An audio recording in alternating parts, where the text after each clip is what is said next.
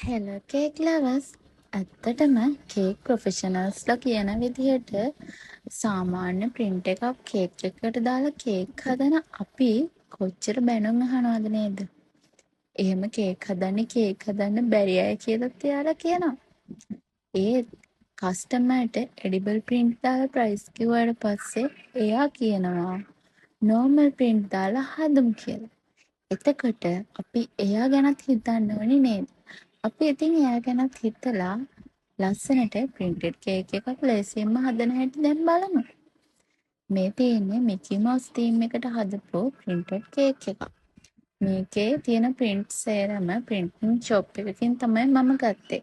රුපියල් 150ක් වගේ වුණා. කේක් එකට ගැලපෙන සයිසස් වලට ප්‍රින්ට් ටික අරගෙන ඒ ටික කට් කරලා ස්ටික්ස් ගහලා කේක් එකට ලස්සන විදිහට මම ඒ ටික සෙට් කරගත්තා. කේක් එක උඩින් අලවන ඒවා නම් ස්ටික්ස් ගහලා සෙට් කරගත්තට කමක් නෑ. කේක් එකේ අලවන ඒවා නම් ඔයා ලැමිනේටින් කරන්න ඕනේ. එහෙම නැත්තම් යටින් ෆොන්ඩන්ට් ටිකක් අලව ගන්න ඕනේ. මොකද නැත්තම් බටර් වල තියෙන ඔයිල් එක ඒ ප්‍රින්ට් වලට එනවා.